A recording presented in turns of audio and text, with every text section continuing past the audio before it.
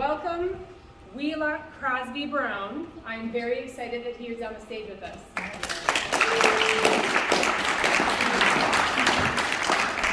Okay, so first, Crosby, the photo that we have up on the screen here is from Brian Haynes. Yes. And we're really proud of this. He did this painting. Interestingly, he photographed me out on my porch overlooking the river there in Missouri, standing. And he did this on his own so that the river would show up in the background, because I'm dressed as a French voyageur, and I saved the greenhouse from demolition and put it on the river bluff because it connects me to the mountains and it connects me to the ocean. And I never feel landlocked here. That's it. That's it. That's it. All right. Well, we have a slideshow and quite a few photos, so bear with me. We'll try to go through them pretty quick. But because Crosby has so many stories and a lot to share, that's why we have so many photos. So we're going to get right into it and talk about his family. Yes, these are the family crests. The one on the left is the Wheelock crest, which dates from 1350 in eastern England. And it represents the wheels they have interpreted to be locking wheels for a grist mill or a windmill for pumping water.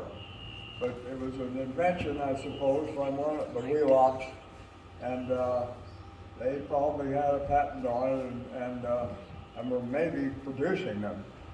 But that's what that is. The Crosby one is also in that same section, eastern England, and their manor is still there also. In fact, they have a castle that's still there. And I lived in Europe for 2 years and studied architecture and everything else there, and never got to the British Isles. So I'm still looking forward to getting there. And then I love the saying on the Crosby one, "Do not despair." And I guess they didn't, because the family's been very prolific. And Eliezer Wheelock came to this continent in 1742 and founded Dartmouth College. But I'll talk to you about that later. This is my great-grandfather, Newton Hiram Crosby, and my grandfather is Howard Wheelock Crosby. His mother was a Wheelock, and Hiram remained in the village in the Finger Lakes district and New York, about 50 miles east of Buffalo, and his son had a farm there too, and he was into horses, but accused of racing him up and down the road and endangering people, as I had heard.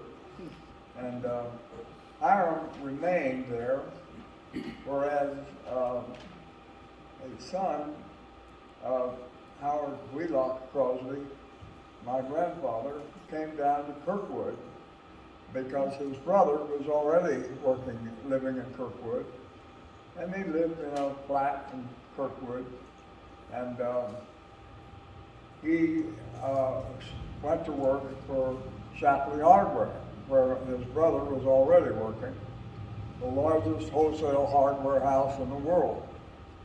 Started out as a stock boy, wound up as the head salesman and manager of all the St. Louis dealers, and was one of the most interesting sportsmen men I've ever known in my life, in every regard. I never heard him make a bad comment about anybody. When he retired from Shapley, he set up a business in his home in Kirkwood, the second oldest house in the town, and became a manufacturer's rep traveling. And I I left Stanford for a year and went to work for him. And I had the privilege of traveling with him for 2 years. But just after he retired, Shapley went out of business, sold out to another company, and my grandfather lost his pension. Did I hear any negative comment about it? Absolutely not. I never heard a negative comment from him in all my life. He was a professional fisherman, fly fisherman, carried a rod and flies in his trunk all the time. And when we were in southwest Missouri, we'd go to Rockbridge, which is a trout farm, and catch trout. My grandmother, Herndon Evans, was her maiden name. She was a genius. She handled all the finances in the family. Howard brought home the check, and she disciplined the kids and took care of the household. And they had a servant from Ireland who lived in one room of their home. And as you know, in those days, so many immigrants from Ireland were fleeing the potato famine, and they took good care of them. But I had a good picture of her because my senior year at Kirkwood High School, I had a quadratic equation which I could not work, and I was pretty good at math. And my mother said, "Well, take it over to Herndon." I said, "Oh, are you kidding? She graduated in 1902. I mean, yeah, but she was valedictorian." I said, "Oh, okay." She had it worked in 10 minutes. I was just astounded at that after all those years. And I asked my grandfather one time, "Where'd you meet her?" "Well, I was going to the Methodist church there, and she was singing in the choir. And I thought I was hearing an angel. She had the most beautiful voice I've ever seen. And I decided if I was around a voice like that the rest of my life, I'd live longer." Well, he did. He died in his 90s, wore a pacemaker for 3 or 4 years, but he just went to sleep and was shot mentally till the day he died. Okay, yeah, that's my parents, Lyle and Sally Brown. That was taken in our yard in Kirkwood. Sally, of course, was raised by the Crosbys, and Lyle was from Holton, Kansas, 30 miles north of Topeka. It was a county seat with a courthouse in the middle of the square. The whole square had a sidewalk of brick, every brick stamped, "Don't spit here." I couldn't believe it. And my grandfather, Brown, had a clothing store, and it was one of these stores that was really narrow and quite long. I'm sure you've seen it. And just inside the front door, he had a pen with what looked like a court railing and a gate. And in it was one item of everything in his clothing store, and that's where the Indians had to buy their goods.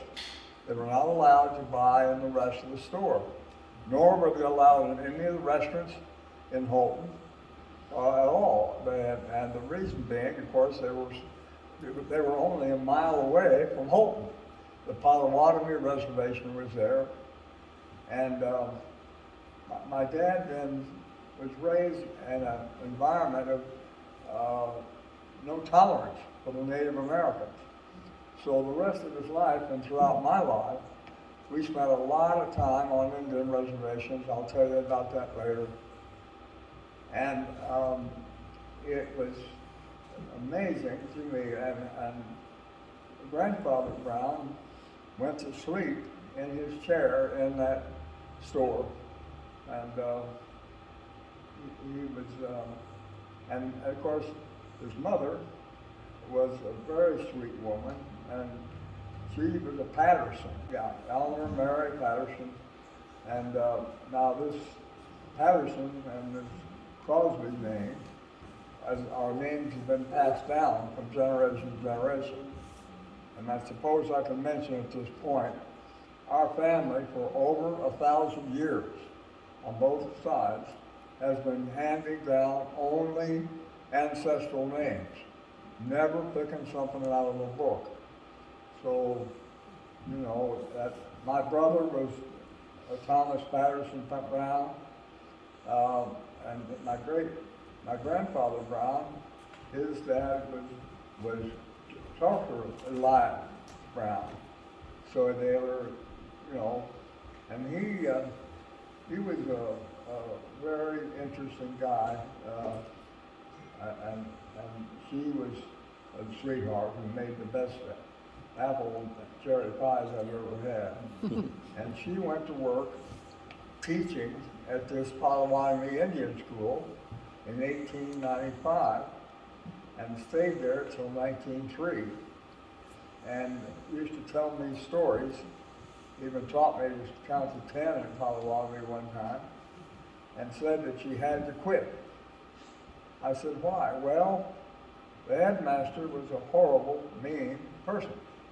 And if any child spoke a word of Potawatomi, or any Potawatomi clothing, any jewelry, any indication of realizing their native heritage, they were caned. I said, well, he had a knobbed cane with little knobs on it, and he beat the child. It wasn't spanking, he bent him over and just almost broke it. She just couldn't take it anymore and quit, you know. And of course, as we all know, in many of these schools, to try to convert the Indians to white society, it was often a very cruel Canada, and Canada also, by the way. But Houlton was a nice, quiet little town. My dad played on the football team for the high school and broke his collarbone, but he didn't know it, so he carried the broken collarbone all of his life. And he graduated from the University of Kansas. He worked for Southwestern Bell Telephone as soon as he got out of Kansas KU. And he was in Joplin, Missouri, and his first job was selling directory advertising out of the telephone directory. In the very first year, he sold the most advertising, so they transferred him into St. Louis office, where he became manager of several of the offices there, Webster, Kirkwood, Overland, St. Charles, and so forth. And we lived then in Kirkwood, where my grandmother and grandfather Crosby lived. And I went to Kirkwood High School there. Mm-hmm. I watched him put the final section in the arch from his 22nd floor office, which was fascinating because it got too hot, you probably know this, and the engineers couldn't get it into place, so they had hoses up there, the fire department did, spraying the thing for a whole day in order to get it to fit. And I watched it from his room. That's neat. And the other thing I remember about that building, I had a phobia for elevators. I just really felt claustrophobic, you know. And I decided I got to get over that. You know, I'm going to have to climb an elevator someday. So every Saturday I'd go down to the building and get on their elevator and go up 2 floors and come down 1. Go up 4 floors and come down 2. I'd do that for 2 or 3 hours, going up and down. And I got over it, you know. Good job. And I was glad of that. But anyway, my father was a great sportsman. He was a great duck hunter. We came across the river here, not far from here, and there were some big sloughs. Built ourselves a blind, and we had lots of handmade decoys. He had made them, and we had a black lab who was a great retriever. So we had a lot of ducks and geese. And when we were living in Kirkwood, he was hunting duck on the north of Mississippi River Valley, going on north. He was another friend. But I hunted deer with my grandfather, and My father never hunted deer at all, but I wounded a beautiful buck and tracked him for a mile and never found him, and that was the last time I shot a deer. I couldn't take it. It really bothered me, because I know the thing died. It Yeah. just went into hiding. But anyway, Oh, the bell system went out of business, and Lyle, by the way, his job was directory advertising chief. He was one of the vice presidents in charge of directory advertising, and often had to go to Texas. This is my mother, Sally Crosby. About the year she went off to college. Now, in their family, only the females were not given a college education. In those days, many didn't. Now, the two sons were given a college education. Sally, however, was a concert pianist and a really beautiful woman, as you can see. So she went down and put her way through 2 years at Washington University by teaching piano, and then made the ridiculous move of marrying my dad, and that was witty. But one of the things about her is so remarkable. Paderewski, the great international pianist, came to St. Louis in the early 1900s. Mother, by the way, was born in 1910. And she was picked to give a recital for him. The only person in St. Louis. So that tells you what kind of a pianist she was. And every day of her life, till literally almost 2 days before she died, even though by that time arthritis had done this to her hands, she played the piano in our house. We had a baby grand at Kirkwood, and we had the upright out here in Washington in the log house. Yeah, and Rachmaninoff, Paderewski, there he is. That's pretty neat. But to me, and here we are, Mom and my brother Patterson and myself. I'm obviously cutting some teeth. I could use a few of those right now. Yeah.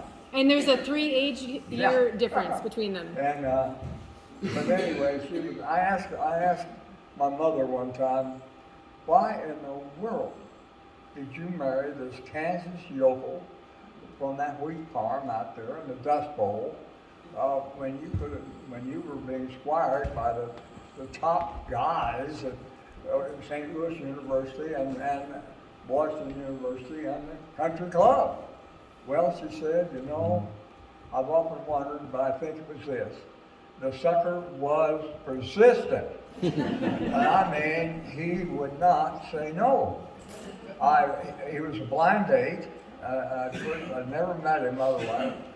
And he just kept on. He called late at night, and my grandfather got furious. He was calling late at night. But that was it. He was persistent. And so he won the prize. She was a saint.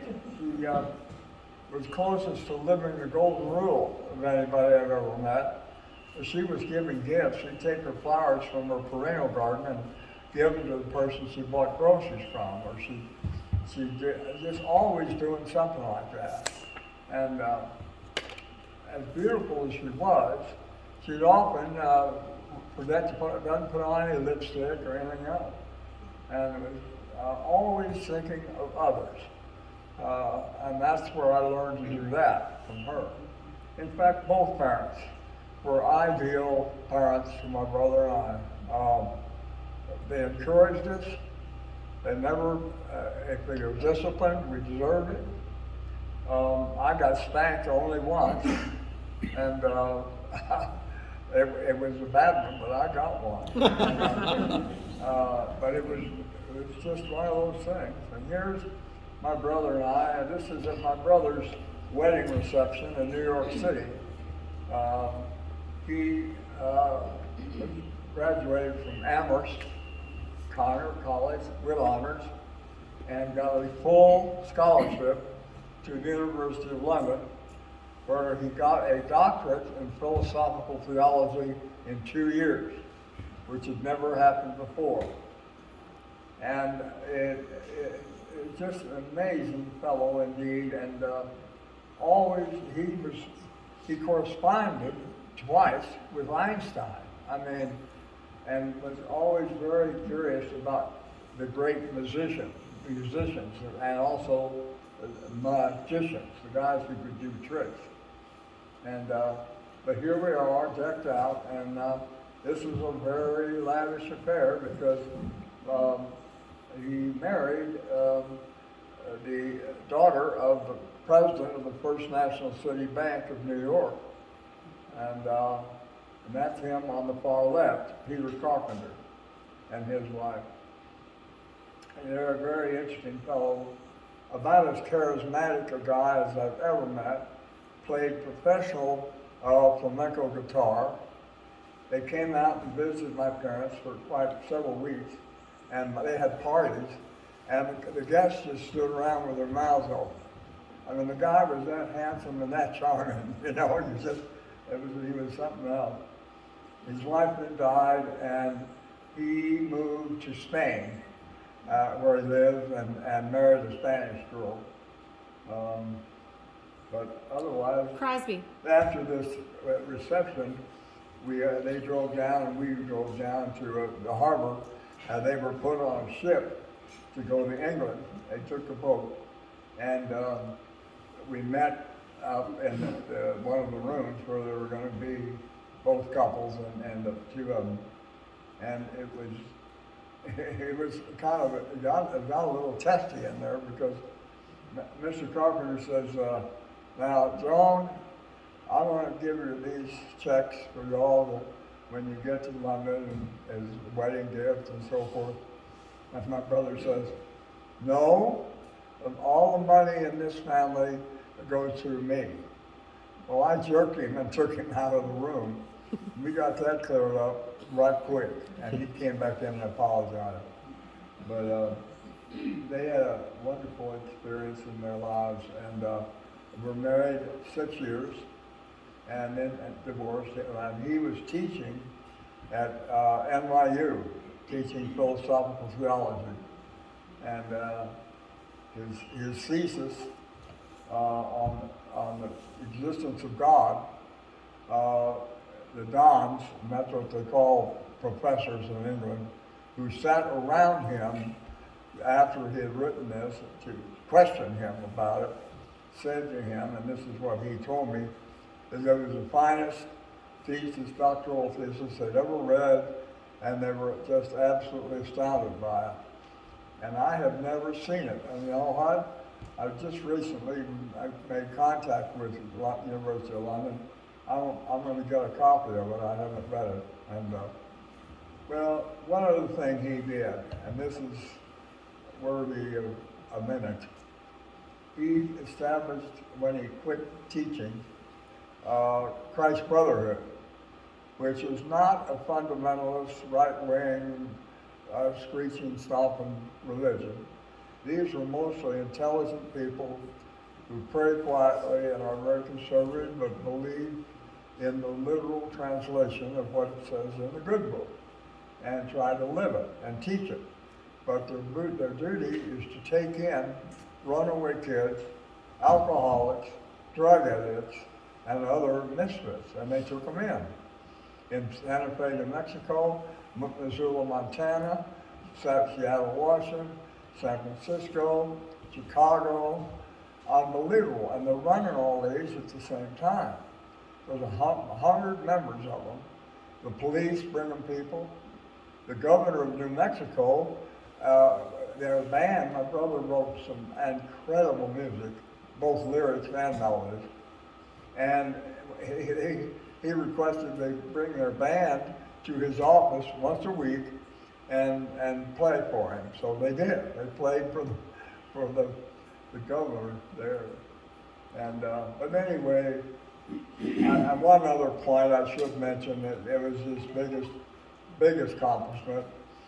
He heard about the Nag Hammadi text, a text dug up on the Upper Nile of Nag Hammadi, sealed in urns, parchment, on rice paper, because the first monastery in all Christendom was at Nalagamati. And I'm talking in the whole region, so it was in North Africa. And these Bedouins were digging for guano there, bat guano, for fertilizer, and found these urns, vessels, sealed, okay? Opened them, and oh, there's funny paper. Oh, well, it turns out Plato, Aristotle, Christian teachings, on and on and on. There was a whole library was there. And for a few years, they scattered around among antique dealers in Europe. Finally, thank God, the Cairo Museum got a hold of them, okay? And my brother went there and got a copy of them. And then he still, well, because I must tell you this, not one person in the entire world could read, write, or speak Coptic. Completely dead language.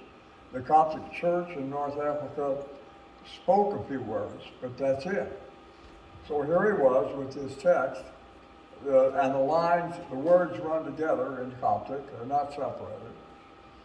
And he was in South St. Louis when he was visiting me, and he found in a junk shop there an original dictionary for Coptic language, which is a very thick book like this, the size of the New York Times. And he got that, and then he went to the University of Jerusalem library and found a handwritten doctoral thesis from Oxford University for the grammar. So he had a grammar, he had a dictionary, and he went to work. And he worked on this for 15 years. And he was world renowned for being the first person to really translate that to English. And first we put out booklets and mailed them. He mailed one to the Beatles and, you know, here and there. Finally, and then he had a website, and he was getting almost 1 million tags a year on the website. But finally, he produced this thing in writing and got it all over the world. And we went to the National Philosophical Society's meeting once a year, and I went with him usually, and we talked about that, and he gave talks there. But anyway, I thought I should tell you about that because it was an extraordinary situation. And unfortunately, he was 3 years younger than I. He came for a visit. He was by that time, they had disbanded in Jerusalem. They'd been over there for 2 or 3 years, 100 of them. And he came and visited, but he went to Peru first and Venezuela. And he met a girl there, a Venezuelan girl who was cooking and keeping house for 40 men in a pension for $12 a month. Walking 20 miles into the mountains, handing the money to her poor parents with a shack and dirt floor and chickens and a couple of pigs, and coming back. Well, it took him 6 months to talk her into traveling and quitting that job, and she did. And they traveled together all over. He lived in Greece for quite a while and used the university there in the translation work. They let him use it and so forth. But it was really a situation that after he got a brain tumor, and he was visiting, and I'd seen him in about 5 years, and he came up here from Peru, and we were sitting in the living room the next day, and 2 close friends of ours who had been in Christ Brotherhood were visiting in order to see him, and suddenly he started in an epileptic fit, flailing and so forth. We carried him out to the car, took him to the hospital, and he had a brain tumor, and so they flew him into Kirkwood Mercy, or St. Louis Mercy, and they determined it was a very incurable brand, where it spreads throughout the brain, and you can't cure it. And they gave him 4 months to live. And he went through rehab, and he went into a place, and he took very lightweight radiation in the brain, so it wouldn't fry him. And he didn't have one symptom for that radiation or anything else that he gave him, none whatsoever. And then finally, wanted to go back to Guatemala with his girlfriend because they had left this country one day early, a few years before, and he couldn't get a visa to get in. So he went back down there. And Crosby? Crosby. And he died down there. It was very sad because I got a call from her that he wasn't eating, etc., and that they couldn't leave this nice little place they were living. It was a historic village because they wanted $800. So a close friend of his from Kirkwood gave him $1,000, and he flew down there. And he told me before he left, he did not want to be buried in the United States. He was totally, utterly disgusted with what has happened to this country. I mean, not that this country doesn't have some great ideals, not that there aren't a lot of great things we've done for other people too, but what has happened to it in the last 200 or 300 years, even within the last 50 years, and all of you know this, is scary to me. I'm very concerned about what this country is happening to it. And I must say, the morals, the ethics, and the values of this country have slipped big time. I know what the 1950s was like, the 40s. You know, fortunately, I was too young for Vietnam and too old for Korea, so I couldn't go. But anyway, I wanted to tell you about him because he's unique, and I am hoping to get a copy of his thesis one of these days. I'm working on that right now. I've gotten an email yesterday. We're going to move on to education, but we need to move a little quicker. Sorry, Crosby. That's Kirkwood High School, the old school. There I am, with my embarrassingly long things that I was supposedly in. It's hard to read, but yes. And I had a cute girlfriend, and she became one of the Mayfrey queen at one time. And here's our track team. I'm the fourth guy from the right on the front row. And right next to me, on the one person further, is Dave Proctor. He was on the team too. Well, the four of us in the team won the state mile relay in Columbia at the University of Missouri and set an all-time record for the mile relay, which still stands. And Dave Proctor, who lives in Irvine now, California, he every day, every week, every month since 1954, he's been hammering to try to get them to put our name and pictures on the athletic bulletin board. And they wouldn't do it. Well, finally, he called me about 3 weeks ago and said, guess what? They're going to do it. Okay. But anyway, that's, yeah, and this is what? University of Kansas. Oh, that's KU, yeah. That's my father went there and studied business administration and 1 year of law, didn't finish law school, not in school, and I went there my freshman year. That was my first year at KU. And then I took the exam at the library there and won a seat at the United States Naval Academy. Hearns was not involved, but Curtis, Congressman Curtis, was the one that gave me my appointment. And it was an amazing experience. I sang in the choir, and I was commander of the fleet class, and did very well, and got to learn how to put up a three-masted schooner, and it was one of those things that I decided I wanted to do. But after a little more than a year, I decided that the curriculum just wasn't something I wanted to pursue.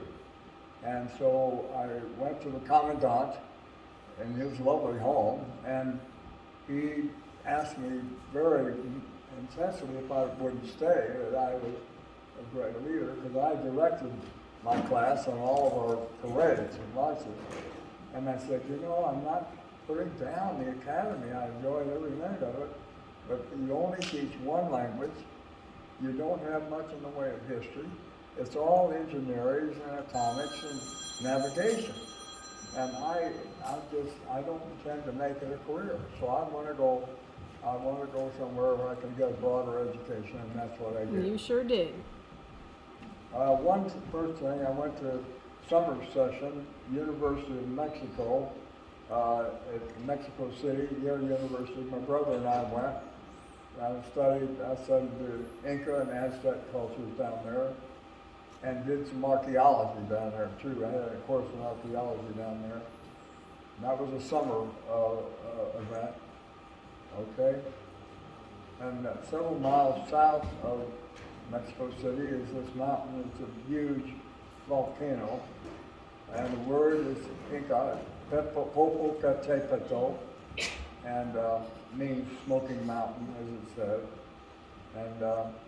And this, yeah, that's my climbing pick that I used to go up it. Now my brother quit halfway, not even halfway, because he thought he was having a heart flutter. But it was a 62-degree slope of solid ice. So I had to chop every foothold and use my pick as I went up. And had I not been able to do so, I was going to slide 10,000 feet there.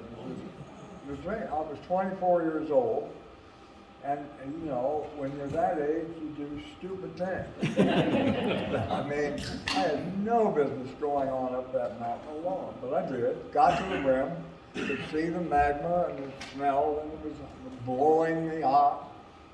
And I sat there maybe for 20 minutes, and then all of a sudden it starts snowing with flakes this big. You couldn't see more than 10 feet.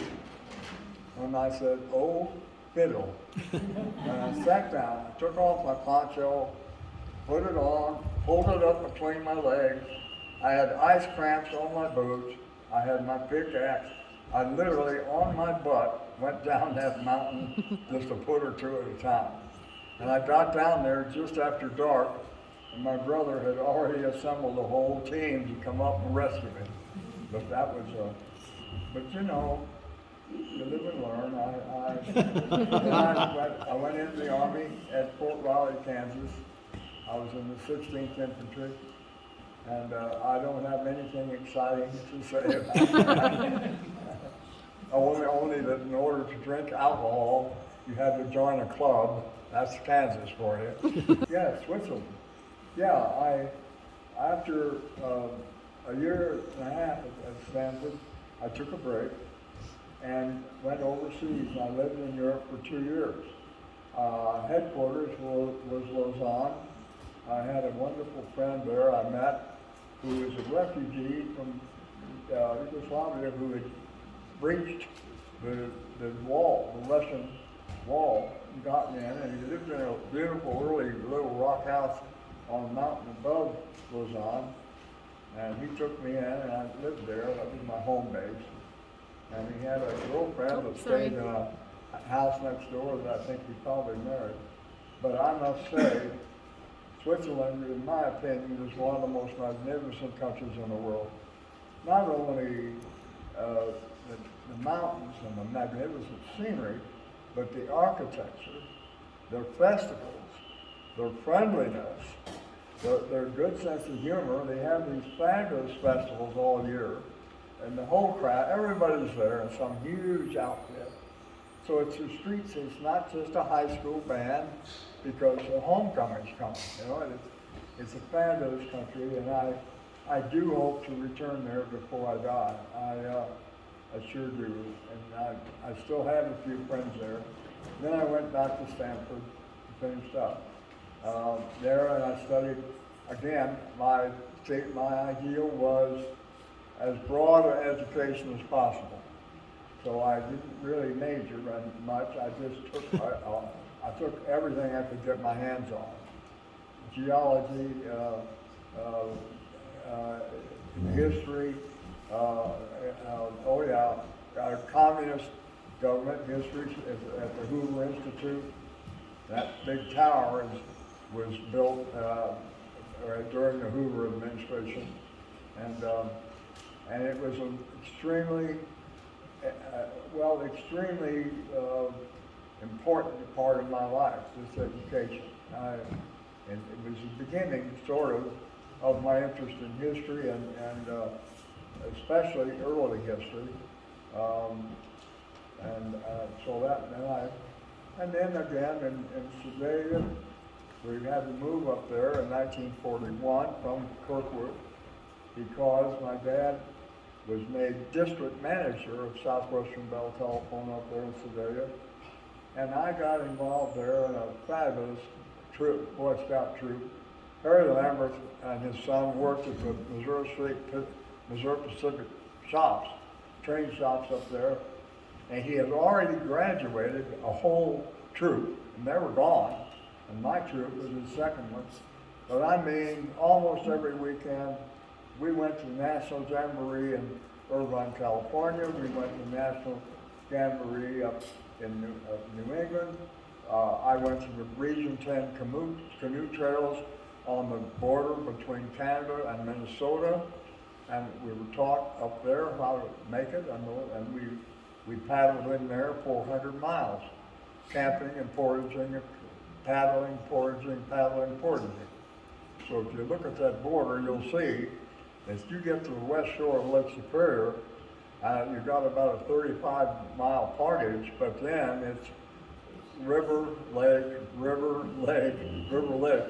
So by 1700, the French had reached 400 miles west of Lake Superior, and they had French fur outfits going all the way.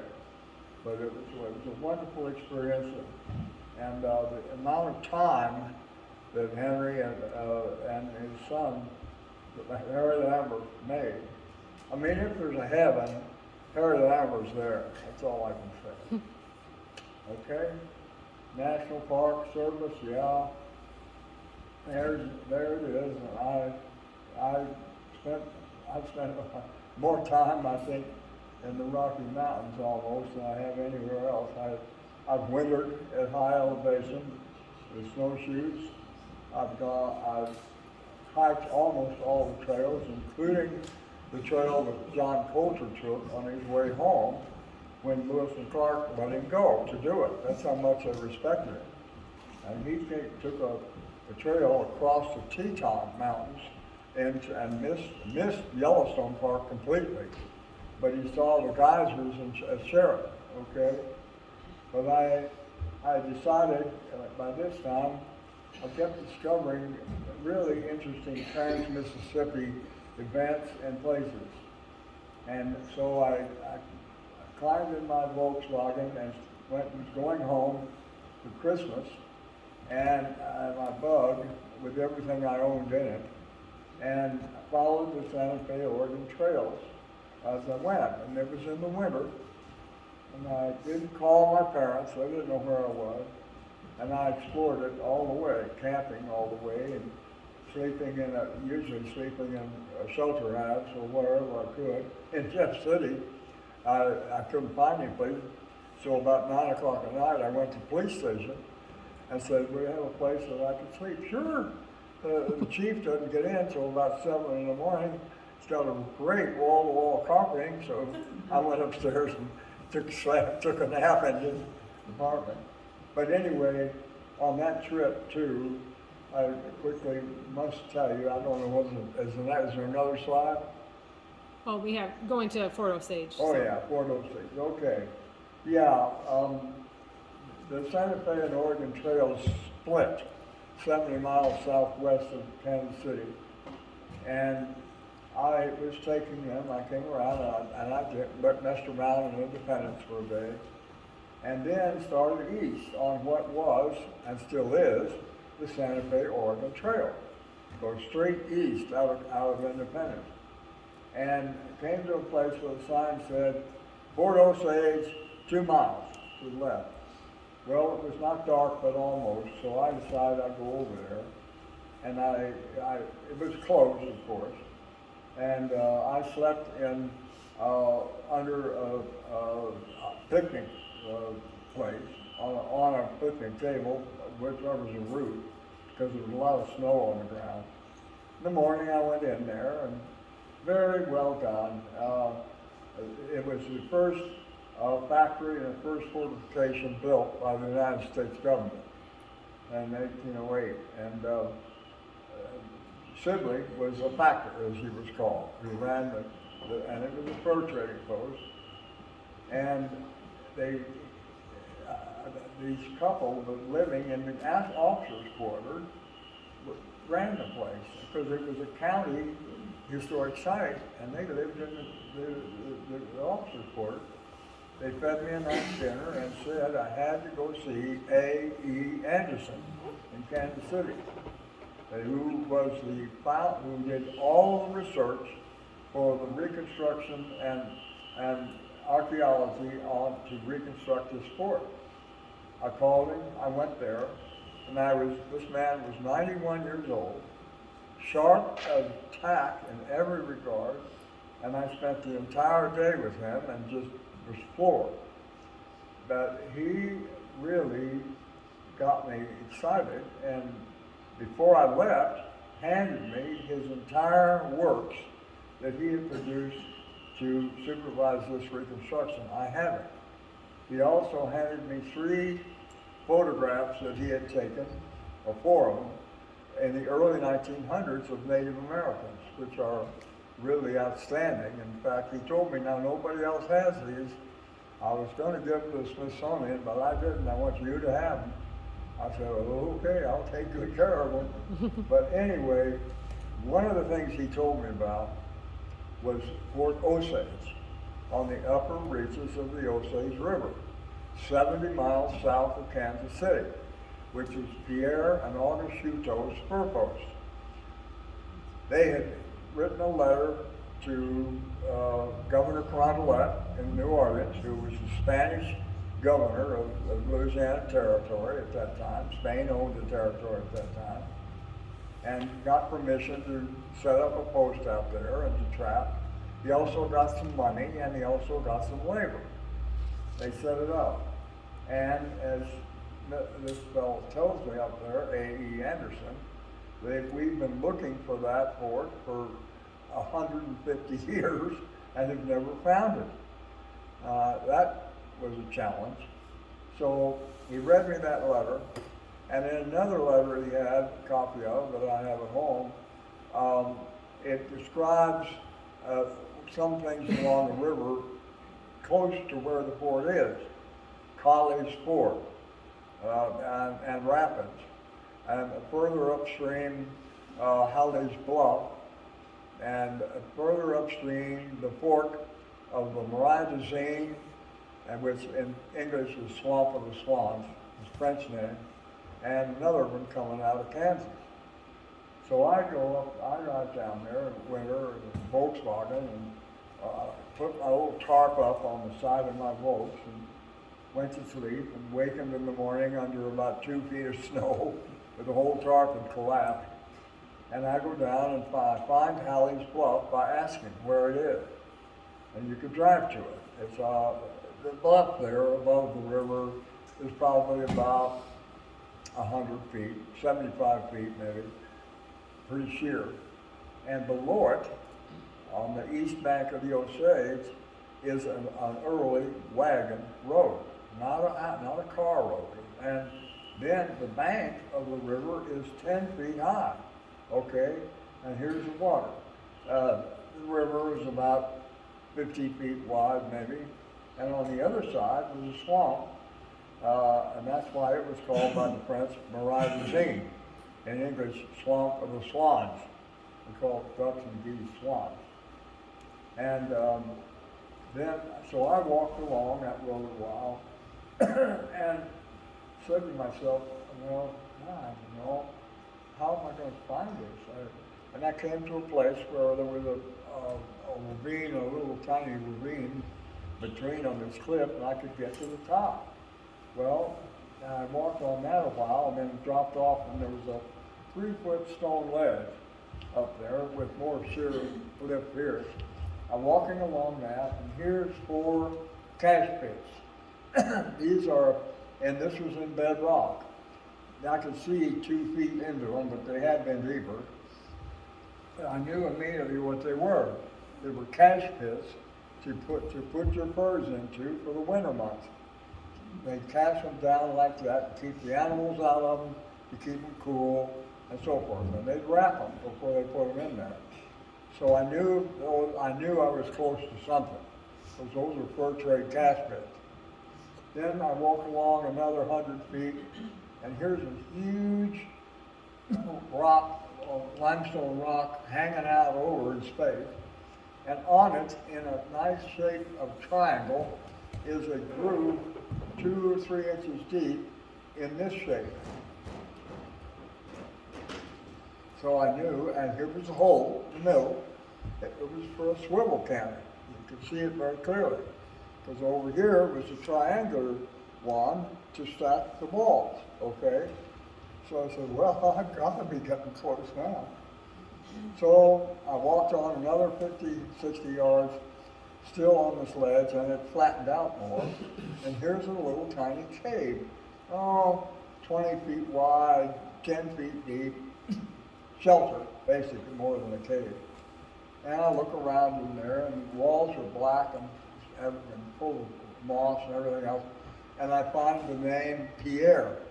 And I said, well, and it was spelled, it was French.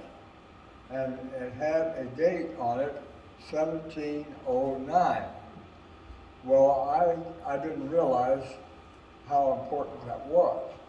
But I learned later that the earliest white man to visit that site there was Dutisney, and he was there in 1718, okay? So I found a signature were gone much earlier. And I chalked it and photographed it.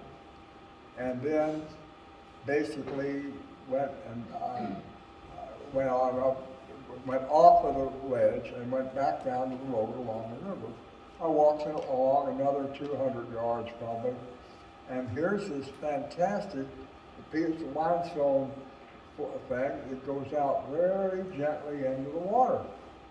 And I said, whoop, perfect place to pull in your canoe or raft. So I go out there and turn around to look up, fell and busted my head on the ice. I look up the hill, and here is a lateral snowdrift going up this way, not this way. Well, I'm sorry, God did not take water down at an angle on a slope like that. So I knew it had to be a path or a road. Well, I went up.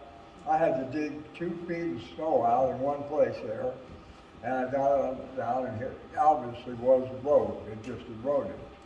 So I walk up alongside of it. Couldn't walk in it. It was full of snow. And here's a 2-foot stone wall, beautifully cut stone, no mortar. The dirt level's down here, the wall's here, and the dirt level's up here. Another 20, 15 yards, another wall. Dirt level down there, dirt level up here. And this, I found 3 of those. I keep going a little further, I need probably another 50, 60 feet. And here is a huge square mound of snow. So I took my coat and brushed all the snow off, and I had a 100-foot tape with me. I measured that, and to within 2 inches, it was a dimension in A.E. Anderson's letter that he gave me of being the blockhouse, because it says in there quite clearly, main blockhouse is 30 foot square. So I knew I had it, flat out. Well, that was 3 days before Christmas. And out in the middle of this square was a huge pile of brush. I wondered what that was.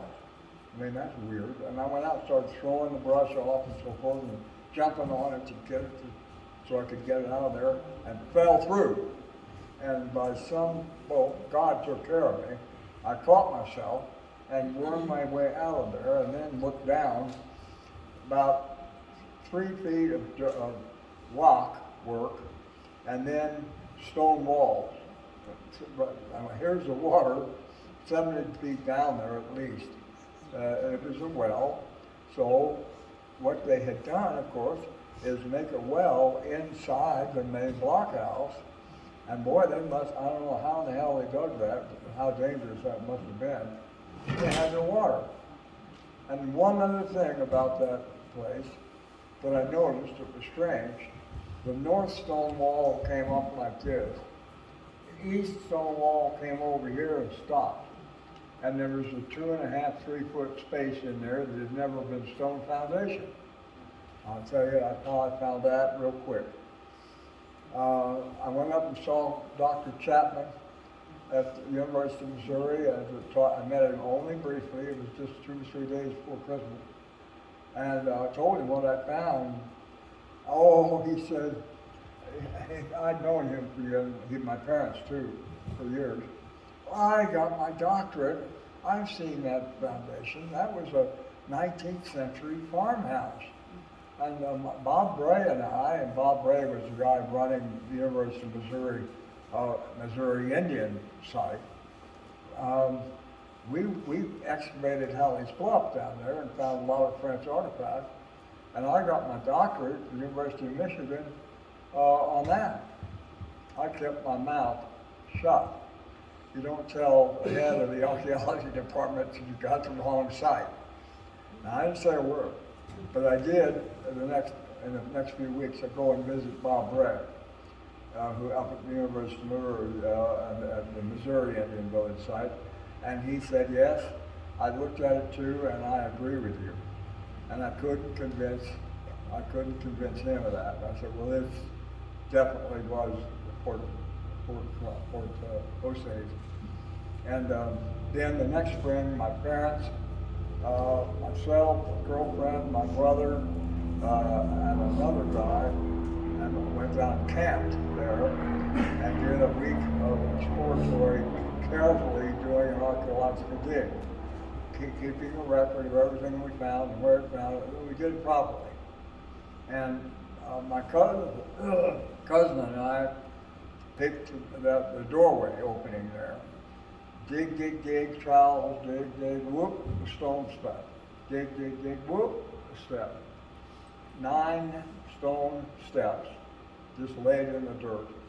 And a bed rock floor. And in it were huge charred timbers which had supported a roof over it. And so what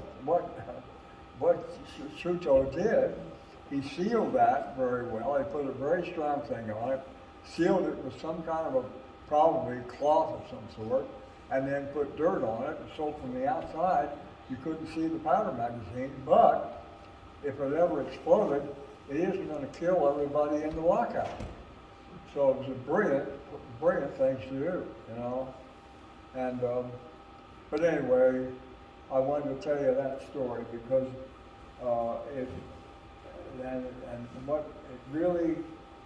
what happened here too was the other thing, and I mentioned this to her. The last night that I slept here, they let me sleep in the main blockhouse overlooking the river, which at that point I was facing east. And there was a cannon door about this big on that side. I was on the floor on my sleeping bag and air mattress. And I was awakened by the sunlight hitting the Missouri River and reflecting through that door. And I scooched over there and looked out, and I said, yep, I know what I want to do. And ever since then, I've explored historic sites and preserved. I have restored or moved and reconstructed over 100 18th and early 19th century structures. Crosby, real quick, we're just going to talk about Lewis and Clark, but move through this one. Pardon? So we can get to the house. We'll just go through this real quick. Sure, yeah. Yeah, and here we are. We have Francois Labiche, these Frenchies were something else, I tell you. They had, and you know, they had penetrated North America farther than anyone else, except the Spaniards in the 1500s. And the reason is, they first settled a crack in the North American continent called the St. Lawrence River. And you paddle up that thing, and whoop, you got to paddle around. There's huge, the largest rapids I've ever seen. And you go, a lake, whoop, a lake, whoop, a lake, whoop. You're at the west shore of Lake Superior. And you're hundreds of miles inland. And then you find the Voyageurs Highway, which is Portage Lake, Portage Lake, Portage Lake. You're another 400 miles. So by 1709, and we have proof of this, a small team of French voyageurs in this kind of getup and dugout log canoes made it to the Rocky Mountains. That's been proven. And I have written a thesis of every person and every group that ever we not have any knowledge about ever who traversed the Missouri River and the Mississippi River. And it's absolutely astounding. And I started collecting. I bought Furniture Treasury by Wallace Nutting, the Bible on early American antiques, Pilgrim Century, stopping in 1820, 1,100 pictures, all well described. I bought a library too, and when I came back from Stanford, and over a period of months, read it. And that's when I decided that instead of just reading it, if we really want to know something and talk here, find it, as I learned when I found Fort Rondelet there. But I was on the Lewis and Clark St. Charles crew, and we went up on the first run up as far as St. Joe, and then ran 2 more. We stopped in each town and did a talk. But these guys were something else. You see, too, when Quebec was founded, it was with 40 men, no women. And so, as soon as they got the wooden fortification built at the foot of the cliff there, they paddled upriver, of course. And did they hurt the Indians? No. Did they trade with them? Yes. Did they learn what the poison mushrooms are? Yes. Did they take on Indian girlfriends? Yes. Well, so they integrated right off the bat. Not the Americans, not the British. Oh, no. No, and finally, the Americans and British got more involved like that, but the French from the get-go did. And then, as far as of 1818, up from New Orleans, they start coming. So the village of Cahokia, across the river from future St. Louis, dates from the 1690s. And so when these guys would come up the St. Lawrence and through the Great Lakes to Green Bay, portage to the Wisconsin River, hit the Mississippi, and come down the Mississippi, that was their first stop, Cahokia, Illinois. And if any of you want to see something really interesting, go to Cahokia, because the chapel there is vertical French log. The walls are canted inward to give it strength. The rose window above the front door is the original. The Norman trussing inside blows your mind. And then there's a modern church there next to it. And the cemetery's there, and also a block away is an early 1700s vertical log house, which was moved to the Chicago Exposition Fair, and then moved back and reconstructed, and it's a state historic site. But and from Cahokia south, you can follow a road which is sort of 1.5 lane, mostly dirt and gravel. It's the original El Camino Real. It's the original road that the Spanish and French had used, the French building. And it went all the way south to Fort Rondelet down there,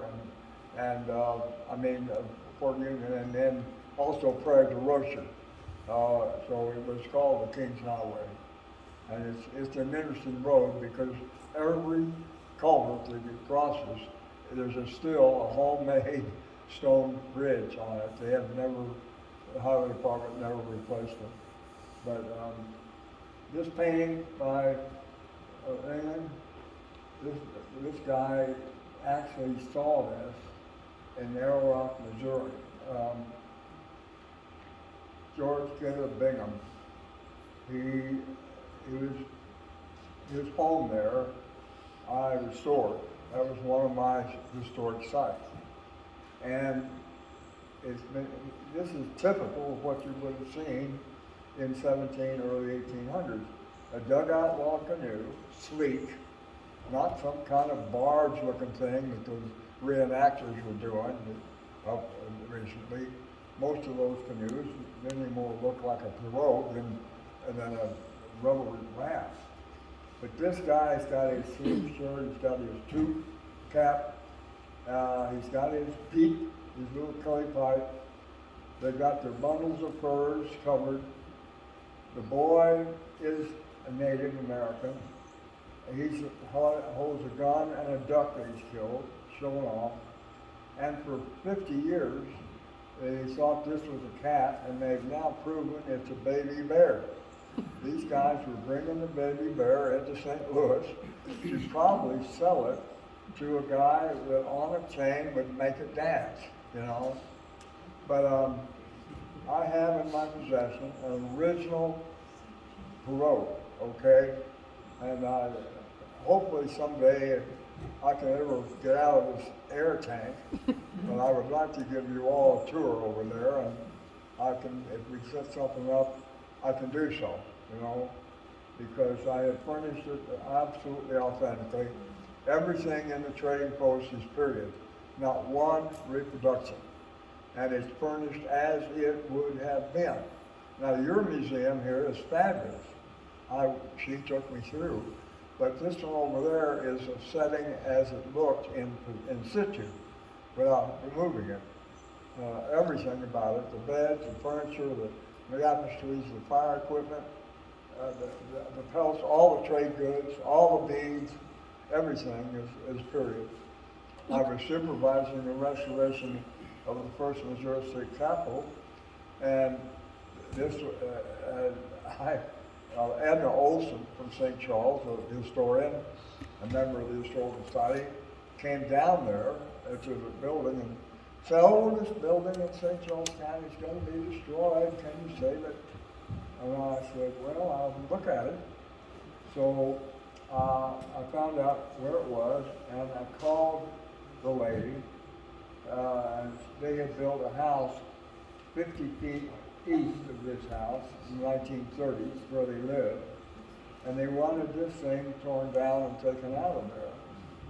Well, as I went south of Harvester off of 94, dropped down, crossed the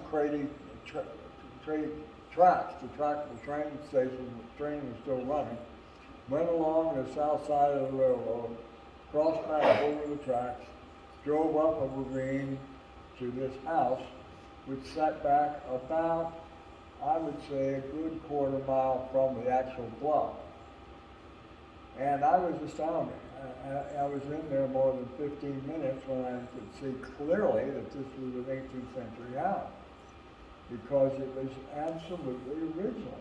Every door, every lock, hand forged lock, every key, most of the window panes,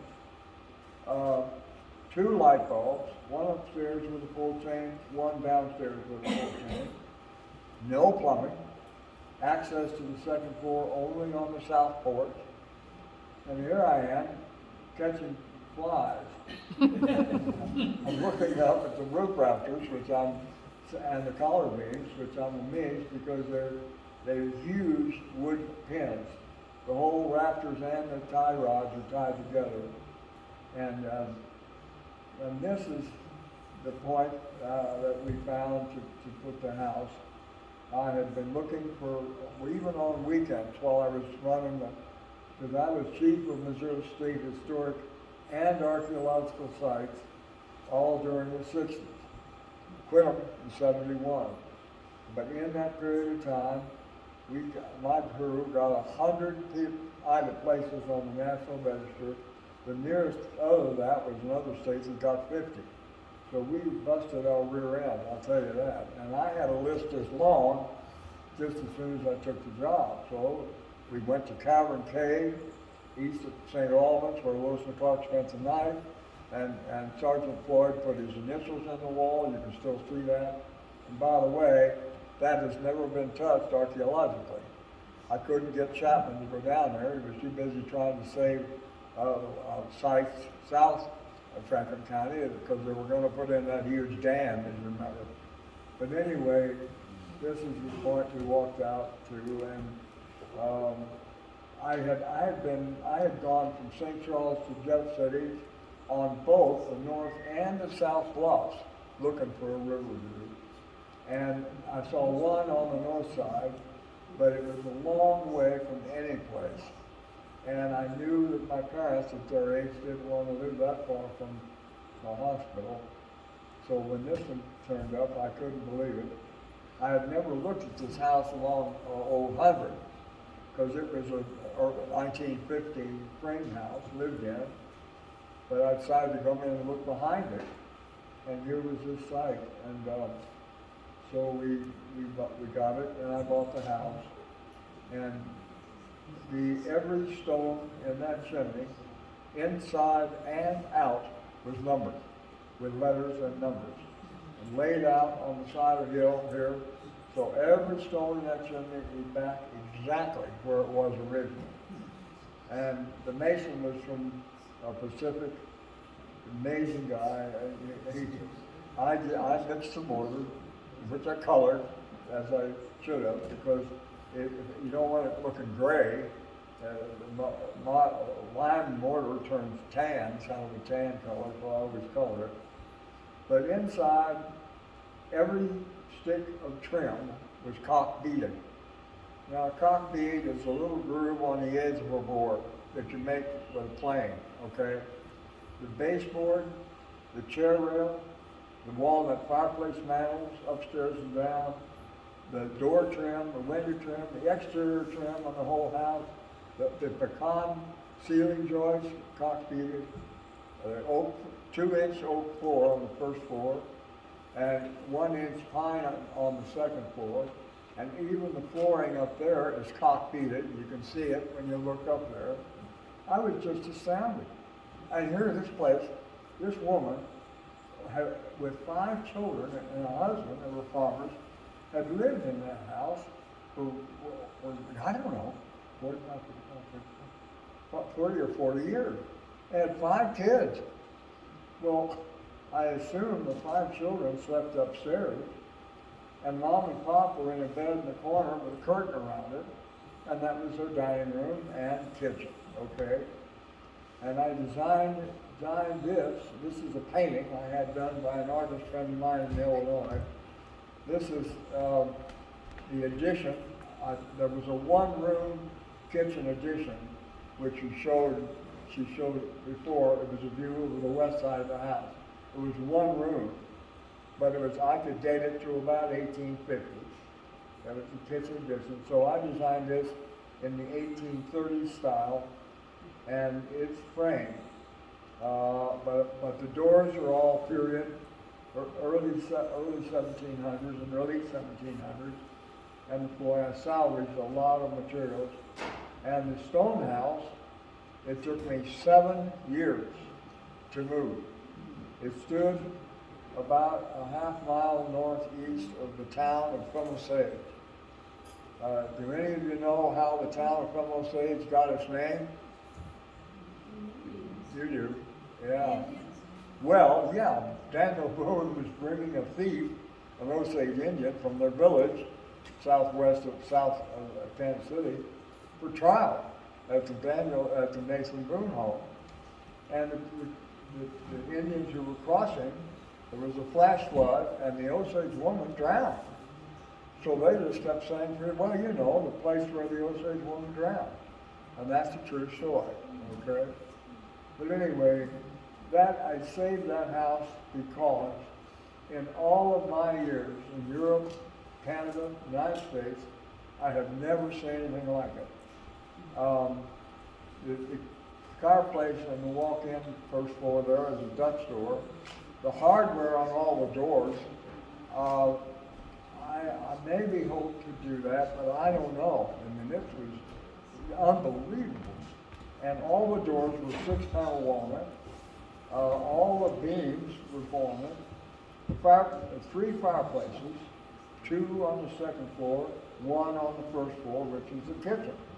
Huge.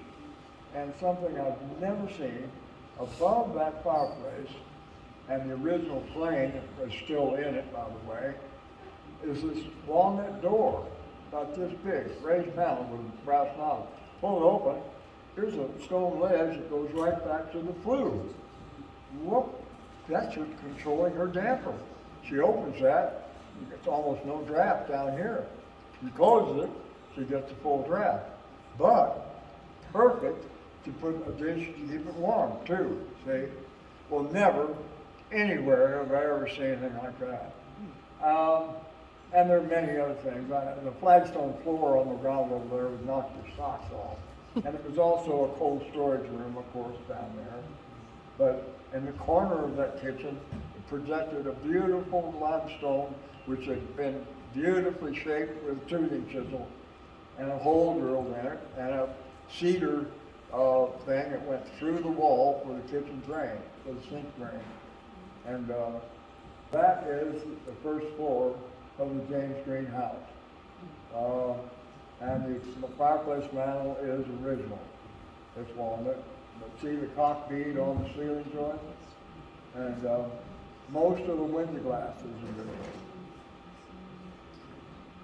This is the second floor fireplace with a crane above it that to dry blankets or clothing. And that's original. Now that one, both those fireplaces were bricked up. They had a stove flue downstairs, and that's the only thing they had to heat that house. This is the north porch, the riverside porch. The plank shutters on the log house with big throwables. So in the War of 1812, you can bet these shutters were shot and bolted. Many hundreds of Missourians lost their lives here by the Indians who were raiding out west of St. Louis. And this is the building for the trading post that I found and converted to this trading post. And there it is. And that boom up there and pulley is where they would load. He would load his pelts. His storage for his pelts was upstairs, and you could lower them then into a wagon and take them down the hill to a pirogue, have them into St. Louis. And it has enormous fireplace too in the living quarters. That sign is one solid walnut board, and I drew it, and then I had a sign guy and router do it. And you can't see it here, but there's a watering trough there sitting on the porch, and the dugout of the voyageur's canoe is back on the back side of the porch. Yeah, this is the living quarters of the trading post, and you see the clock jack, the thing above my head up there from the ceiling. It's kind of hard to tell. It has tell. a weight and a rope that goes down to the spit. And it has a thing up there that moves back and forth, and you can set it for what speed. And I have cooked complete turkey and chickens on that spit many times. It works like a charm. And this is the actual trade room. All of the items behind the counter are antique, no reproductions. And I have also a French voyageur canoe paddle, which I found, and Angela took me, we couldn't find it. But I went out to the east end of town here, out this way, and took the road. There used to be a house and a barn there. There's now just a house. the barn's not there. Continued on that road down to the edge of the river bottom, where there was a house on my left, and this very small log structure built on a slope with a sort of stair to go down.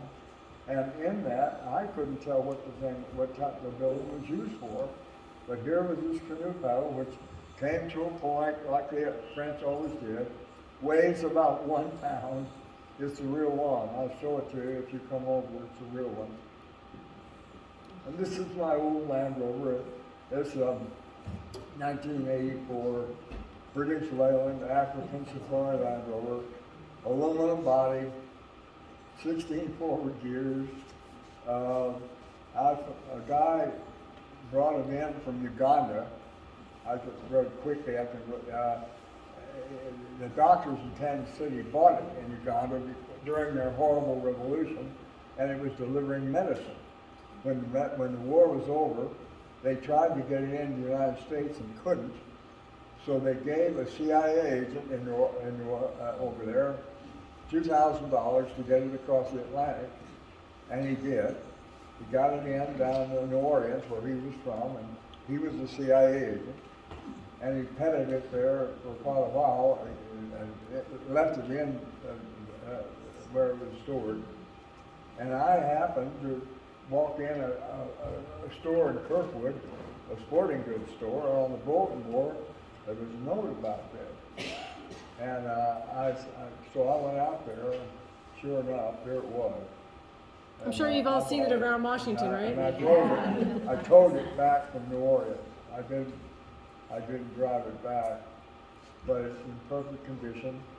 And I put the rack on it. It's a factory-made rack from the company in England, and the huge searchlight on top goes 360 degrees. My headlights went off one time in Virginia, and I drove 25 miles on the highway at night with that light only. Fortunately, the cops didn't catch me. But and this is a bronze chief of the Iowa Indians. Sugar Day was his name, and it's done by Herbert Frank. It's signed, who supposedly, according to my research on it, was the most prominent bronze sculptor in the United States. And he was still alive when I bought it. And I called him in Florida and talked to him. But, this couple were really nice. They had a shop in Clayton with only Native American stuff, and it was really a great shop. And the plates are signed AM, Amber, and Austrian. They're Austrian. And but anyway. And this is a watercolor, and the name of it is Trapper's Last Shot. I found this in Tennessee from an elderly woman, and the oil on canvas of it is in the Metropolitan Museum in New York. And I have sent them photographs of it and so forth, and they think it is a study that he did before he did the oil painting. And it's in perfect condition. It's very, the colors are good. The color, the way it's lit here isn't very good, but the horse is obviously depressed. He's got his head down, and that's the name of it.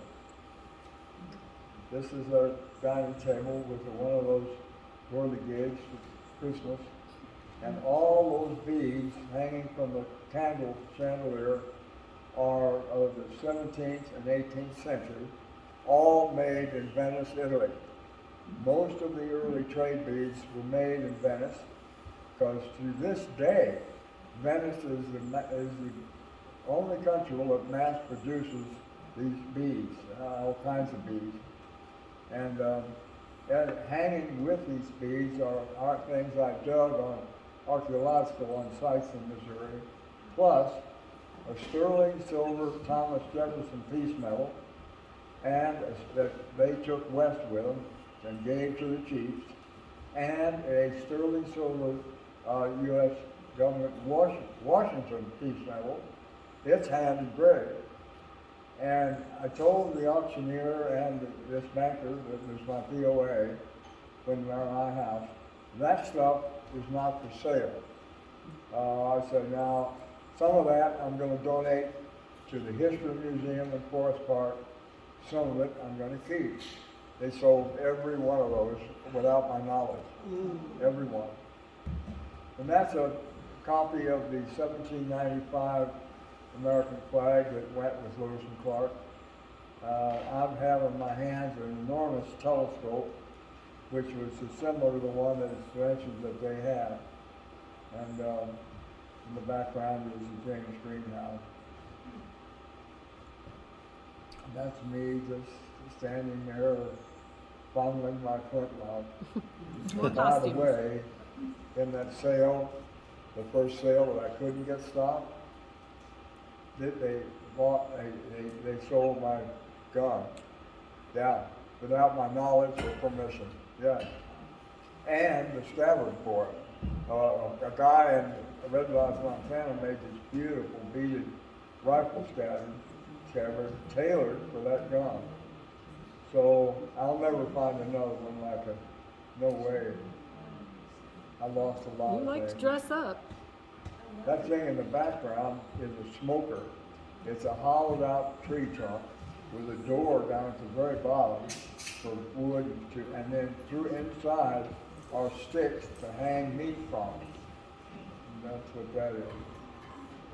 I'm at the Rocky Mountain Rendezvous here above, in the mountains above Red Lodge, Montana. Red Lodge was an interesting place. The Indians thought it was so sacred that they painted all the teepees red. That's how it got its name. That's my outfit.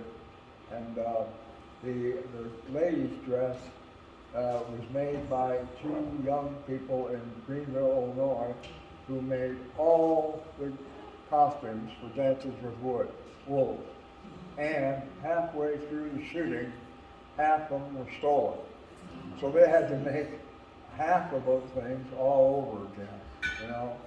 But they're young and their library is extensive, and they went to a local art college there, and their talent is beyond belief, you know. I tanned this coat with the brains of a deer and cut the pieces. They assembled it and stitched it with real sinew, and they did the beadwork on it. But these things on my back are porcupine quill medallions and a female's hair hanging down there. I don't remember who, but I think I should probably forget it. There we are in parade coming up from I was in Washington, I think. I have a lot of fur. I have a lot of wolves, a lot of beaver, and all kinds of things. The earrings there, the drops, the little silver ones, I found on South Main Street, St. Charles, on the side of the hill, right behind a guy's house who's a jeweler. And it's near the site of the first church in St. Charles. And this is on the surface in a kind of an eroded area. Well, I often have said that this whole blacksmith shop put Williamsburg's shop to shame. And I've been there. And I must say, it was the most complete shop I've ever seen in my life.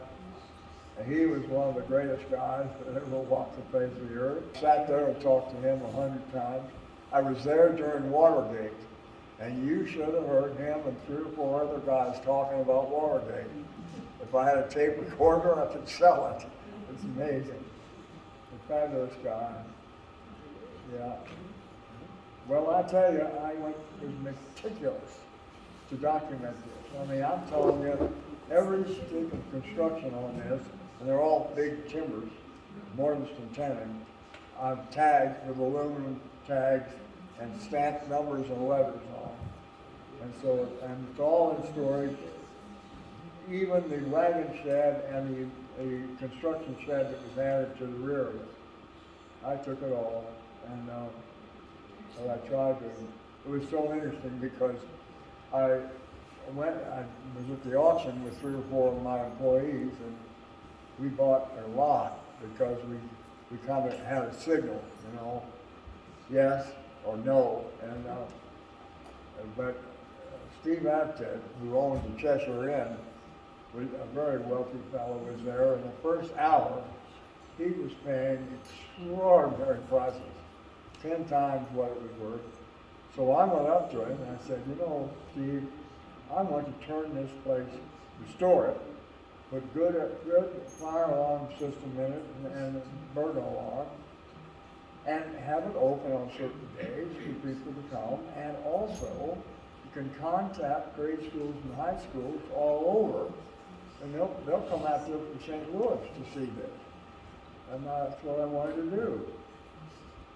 I mean, my intention was not to move it. But this auctioneer, who's been shipping most of the day, says, well, how much am I bid for the building? And there was a kind of a murmur in the crowd. And nobody bid. I can't remember. No, but I think I bought it for $100.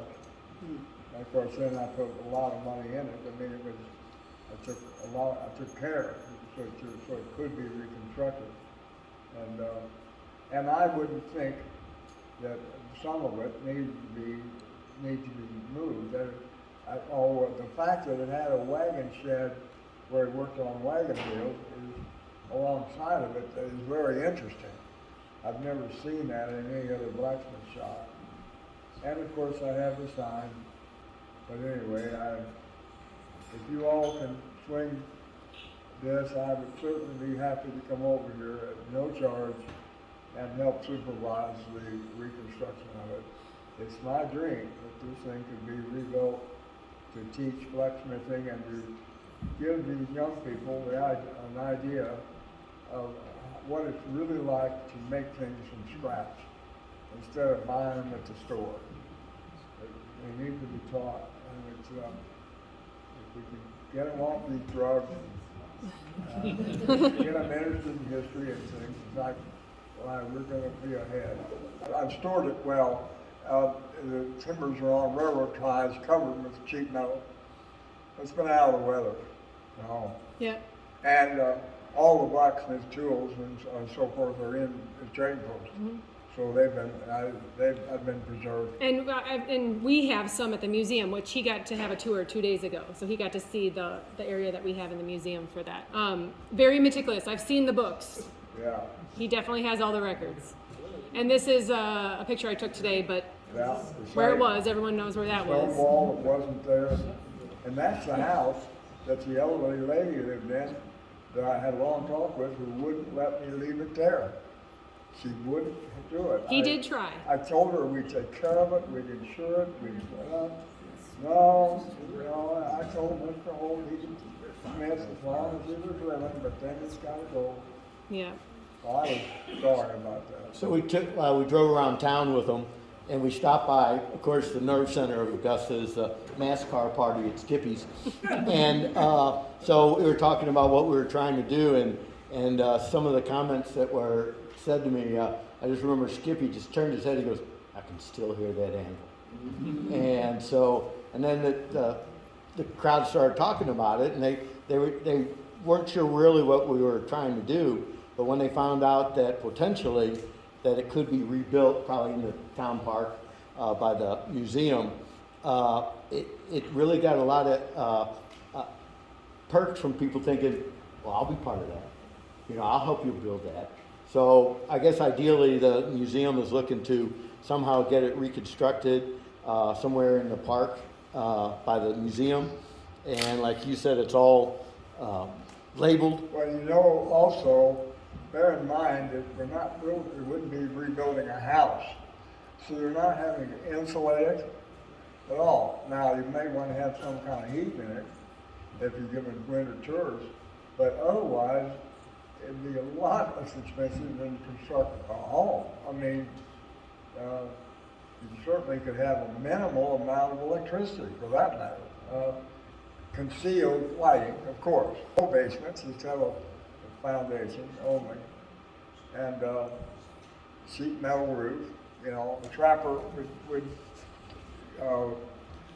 turn a pellet inside out and scrape, and in order to scrape it clean, of course, put this in there.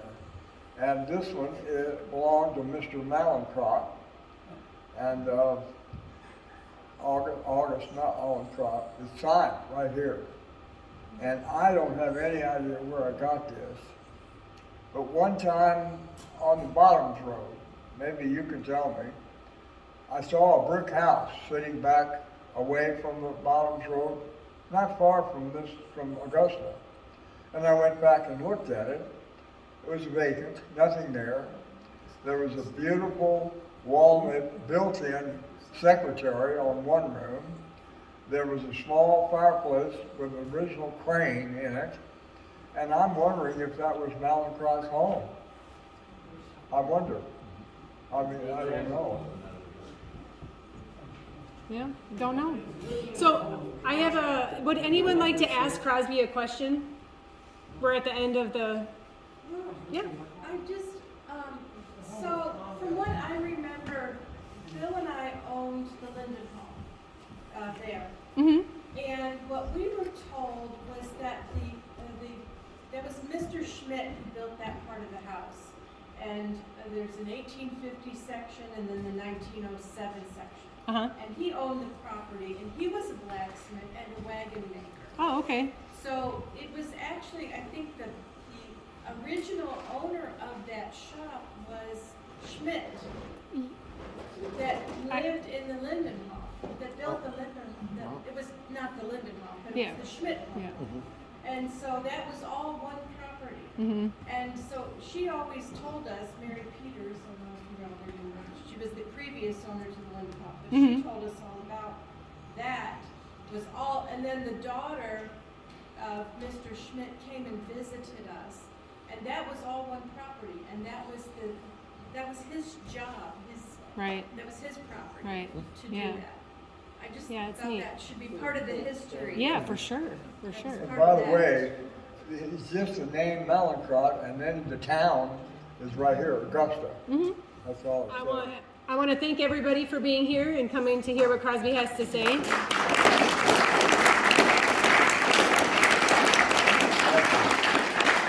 And you're welcome to look at things we brought over here on the table, and those are some of my outfits on the hangers over there. Those are hunting frocks. I know people want to come up and meet you, Sure. and I would like them to do that. So And let's. you're welcome to look at my stuff, They will do that too. Let's give them a second round of High five. applause.